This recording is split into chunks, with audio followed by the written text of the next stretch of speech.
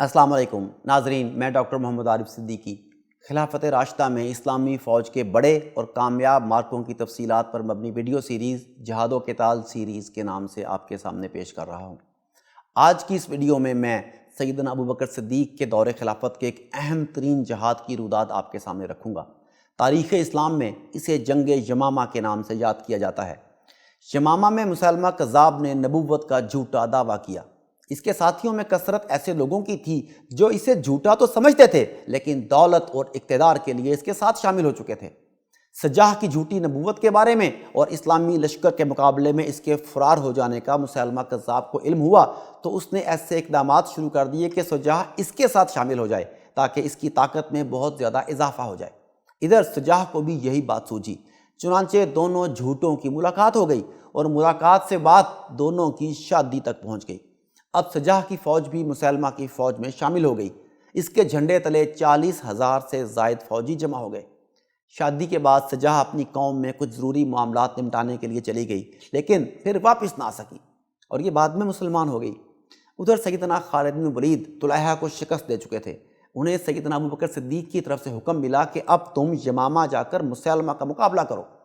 سیدنا خالد بن ولید یہ حکم ملتے ہی آگے بڑھے تو زکوٰۃ کے کچھ منکرین اپنی اپنی زکوٰۃ لے کر ان کی خدمت میں حاضر ہو گئے اور انہوں نے نئے سرے سے اسلام قبول کر لیا۔ البتہ مالک بن نویرہ نہ آیا، وہ ابھی تک کوئی فیصلہ نہیں کر پایا تھا۔ سیدنا خالد بن ولید سے مقابلہ کرنے کی ہمت بھی نہیں تھی اس لیے اس نے اپنے لوگوں کو منتشر کر دیا۔ سیدنا خالد وہاں پہنچے تو میدان صاف تھا۔ انہوں نے اعلان کر دیا کہ جو لوگ نماز پڑھیں اور زکوٰۃ دیں انہیں کچھ نہیں کہا جائے گا، جو ایسا نہ کریں انہیں سخت سزا دی جائے گی۔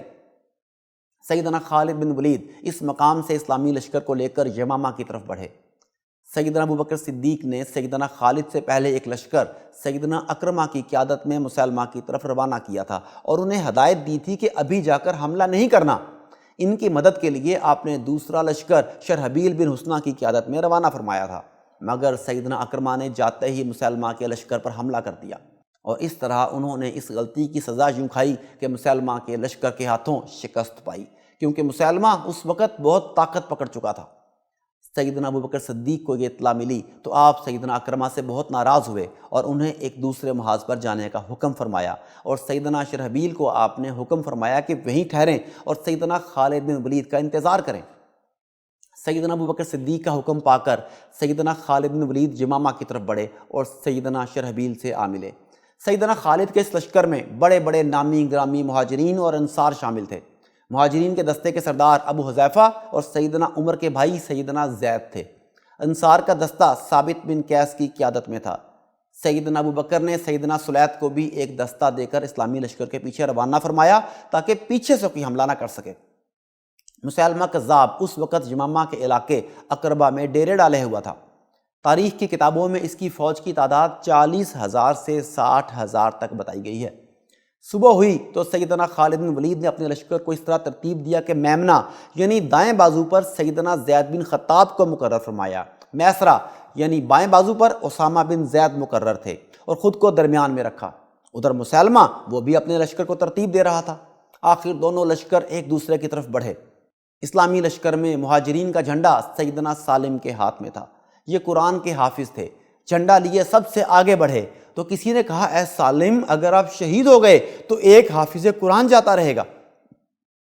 یہ سن کر انہوں نے کہا، اگر میں جان جانے یعنی شہادت سے ڈر جاؤں تو مجھ سے برا حافظ قرآن کون ہوگا۔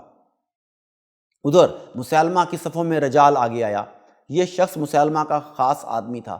اسی نے سب سے پہلے یہ جھوٹی خبر پھیلائی تھی کہ نعوذ باللہ جناب رسول کریم صلی اللہ علیہ وآلہ وسلم نے مسلمہ کو اپنی نبوت میں شریک کر لیا ہے۔ اپنی صفوں سے باہر نکل کر اس نے للکار کر کہا، کون میرے مقابلے پر آتا ہے؟ سیدنا عمر کے بھائی سیدنا زید بن خطاب رضی اللہ تعالیٰ عنہ اس کی للکار سن کر آگے بڑھے اور آتے ہی اس زور کا وار کیا کہ ایک ہی وار میں اس ملعون کا کام تمام کر دیا۔ مسلمانوں نے پرجوش انداز میں نعرہ تکبیر بلند کیا۔ اب دونوں لشکر پوری قوت سے ٹکرا گئے۔ زبردست جنگ شروع ہوئی۔ مسلمہ کا ایک ایک آدمی اس پر اپنی جان نچھاور کرنے پر تلا ہوا تھا۔ اس کی وجہ یہ تھی کہ وہ جانتے تھے کہ اگر مسلمہ کو شکست ہو گئی تو مسلمانوں کی حکومت ان پر ہمیشہ کے لیے قائم ہو جائے گی اور مسلمانوں کو ایسی ہولناک ترین جنگ لڑنے کا یہ پہلا اتفاق تھا۔ 40,000 مرتدوں کا دباؤ ان پر پڑا تو مسلمان پسپا ہونے لگے، ان کے پاؤں اکھڑنے لگے۔ مورخین نے لکھا ہے کہ اسلام میں یہ سب سے پہلی شدید ترین لڑائی تھی اور اس میں مرتدین نے حیرت انگیز حد تک بہادری دکھائی۔ مسلمانوں کو پیچھے ہٹتے دیکھ کر مرتدوں کا حوصلہ اور بڑھ گیا، لیکن جلد ہی مسلمانوں نے خود کو سنبھال لیا۔ سیدنا ثابت بن قیس رضی اللہ تعالیٰ عنہ پکارے، اے مسلمانوں تمہیں کیا ہو گیا؟ اور مزید کہا، اے اللہ، جن مسلمانوں نے پسپائی اختیار کی میں ان سے لا تعلق ہوں۔ ادھر زید بن خطاب بولے، میں تو ہرگز لوٹ کر واپس نہیں جاؤں گا، اے اللہ میں مسلمہ اور اس کے ساتھیوں سے بیزار ہوں۔ اسی وقت ابو حذیفہ پکارے، اے مسلمانوں، اے قرآن کو ماننے والوں کہاں ہو؟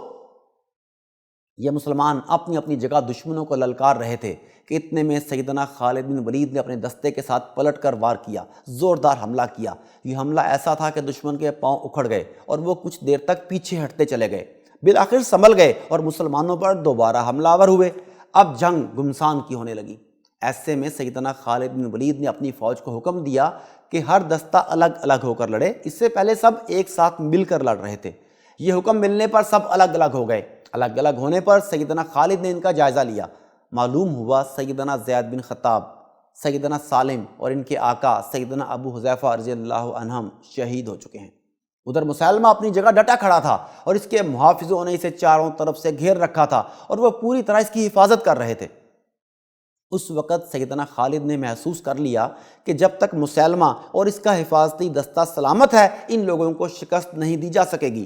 چنانچہ انہوں نے ایک زوردار نعرہ لگایا اور اس دستے پر ٹوٹ پڑے۔ ان کی تلوار بجلی کی طرح حرکت کر رہی تھی، جو تلوار کی زد میں آیا ٹکڑے ٹکڑے ہو گیا۔ اس صورتحال کو دیکھ کر مسلمہ نے خود آگے بڑھ کر مقابلہ کرنے کا ارادہ کیا، لیکن پھر خوف زدہ ہو کر پیچھے ہٹ گیا۔ اب اس کی یہ حالت تھی کہ کبھی چند قدم آگے آتا اور کبھی پیچھے ہٹ جاتا۔ یہ دیکھ کر سیدنا خالد نے اپنے دستے کو للکارا، بہادروں ٹوٹ پڑو ان پر، یہ بزدل اب بھاگنے کو ہیں۔ اور واقعی مسلمہ بھاگنے لگا۔ اس کے دستے میں سے کسی نے کہا، یہ کیا مسلمہ تو بھاگ رہا ہے؟ تو تو ہم سے فتح اور کامرانی کا وعدہ کرتا تھا، وہ فتح کہاں ہے؟ وہ یہ سن کر بھی نہ رکا، خود تو بھاگ رہا تھا لیکن اپنی فوج سے کہہ رہا تھا اپنے حسب نسب کے لیے لڑو۔ اس کی بات کا ان پر کیا اثر ہوتا جبکہ وہ خود بھاگ رہا تھا؟ نتیجہ یہ کہ فوج کے پاؤں اکھڑ گئے۔ ان کے پیچھے ایک بہت بڑا قلعہ نما باغ تھا۔ مسلمہ اور اس کی ساری فوج باغ میں داخل ہو گئی اور دروازہ بند کر لیا۔ اس باغ کے گرد بہت مضبوط چار دیواری تھی۔ یہ باغ دراصل مسلمہ کا قلعہ تھا۔ مسلمہ خود کو یمامہ کا رحمان کہتا تھا، اسی طرح اس باغ کا نام بھی رحمان کا باغ تھا۔ اس قلعہ نما باغ کا دروازہ بند ہونے کے بعد مسلمانوں کا لشکر وہاں پہنچا۔ انہوں نے باغ کو گھیرے میں لے لیا۔ اب سوال یہ پیدا ہوا کہ باغ کے اندر کس طرح داخل ہوں؟ اس وقت ایک جانثار صحابی رسول نے ایک انوکھی تجویز پیش کی۔ انہوں نے کہا، مسلمانوں تم یوں کرو کہ مجھے مل کر اٹھاؤ اور جھولا دے کر قلعے کی دیوار سے اونچا اچھال دو، میں دوسری طرف جا گروں گا اور دروازہ کھول دوں گا۔ یہ سن کر مجاہدین پکار اٹھے، ہم نہیں ایسا کریں گے۔ دوسری طرف مسلمہ کا لشکر ہے، وہ آپ پر ٹوٹ پڑے گا، آپ شہید ہو جائیں گے اور دروازہ بھی نہیں کھلے گا۔ وہ بولے، نہیں، تم لوگ مجھے اچھال دو، اللہ نے چاہا تو میں دروازہ کھول دوں گا۔ مسلمانوں نے بار بار انکار کیا اور انہوں نے اصرار کیا۔ آخر مجبور ہو کر مسلمانوں نے انہیں اٹھایا اور اوپر کی طرف اچھال دیا۔ یہ دیوار کے اوپر سے ہوتے ہوئے باغ کے اندر عین دروازے کے پاس گرے۔ وہاں ان گنت دشمن موجود تھے۔ یہ جب ان کے اوپر گرے تو وہ بدحواس ہو گئے۔ انہوں نے سوچا نہ جانے ان پر کیا بلا آن گری، لہٰذا گھبرا کر ادھر ادھر ہو گئے۔ سیدنا برا بن مالک کے لیے اتنا موقع کافی تھا، انہوں نے اٹھ کر دروازہ کھول دیا۔ بس پھر کیا تھا، مسلمان باغ کے اندر داخل ہو گئے اور پھر گھمسان کی جنگ چھڑ گئی، لاشوں کے انبار لگ گئے۔